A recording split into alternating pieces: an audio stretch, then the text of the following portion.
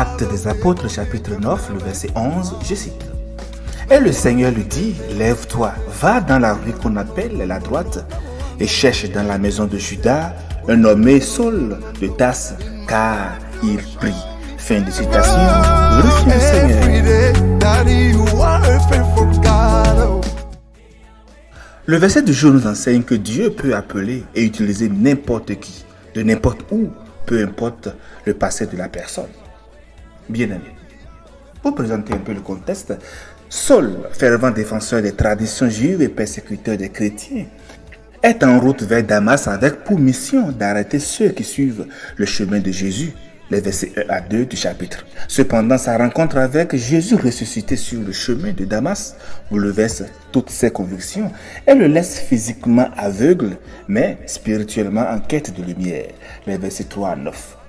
Notre verset du jour dit, le Seigneur lui dit, lève-toi, va dans la rue qu'on appelle droite et cherche dans la maison de Judas un homme de Tarse nommé Saul, car il prie. Chers amis, analysons ensemble ce verset. Dans la première partie dit, lève-toi, va. Ces mots montrent donc l'action immédiate demandée par Dieu. Il symbolise souvent que dans la Bible, cela incite à l'appel, à l'obéissance et à la mission. L'autre aspect dit dans la rue qu'on appelle droite, le fait que c'est dit ainsi, c'est un détail géographique important qui suggère que le chemin que Dieu veut donner, que Dieu donne, est clair et direct. Le verset dit également, cherche dans la maison de Judas un homme de Tarse nommé Saul. Cela montre une fois encore la précision de la mission de Dieu, qui connaît chacun de nous par notre nom et notre situation. Et c'est d'ailleurs lui qui nous a engendrés, n'est-ce pas? Le verset finit en disant, car il prie. Cela montre la transformation chez Saul, lui le persécuteur. Il cherche Dieu, prêt à recevoir des instructions et à changer de vie. Bien-aimés, cette histoire nous enseigne donc plusieurs vérités. D'abord, la grâce provenante de Dieu.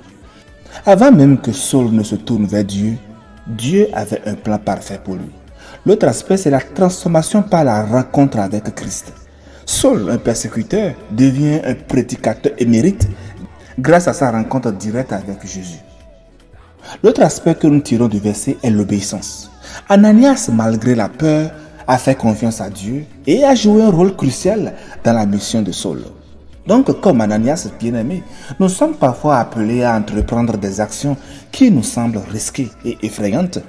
L'obéissance à Dieu peut nous conduire à traverser des chemins inconnus. Mais l'histoire d'Ananias, nous assure que Dieu prépare le chemin et accompagne chacun de nous. En clair, chers amis, notre verset du jour est un rappel pour nous tous que personne n'est hors de portée de la grâce de Dieu. L'histoire de Saul nous encourage à prier pour ceux qui sont hostiles à l'évangile et à rester ouverts au plan parfois surprenant de Dieu pour nos vies. L'histoire qui est racontée ici incite également à la foi et à l'obéissance immédiate comme celle d'Ananias qui, malgré ses réticences, a suivi les instructions de Dieu et a joué un rôle clé dans la vie de Paul. Alors, bien-aimés, ne laissez pas tomber votre Saul. Chers frères et sœurs, aide ton frère, ta sœur à entrer dans la maison de Dieu. Méditez sur tout cela et passez une bonne journée dans la miséricorde de Christ Jésus. Alléluia chez vous. I know any more, favor cover me.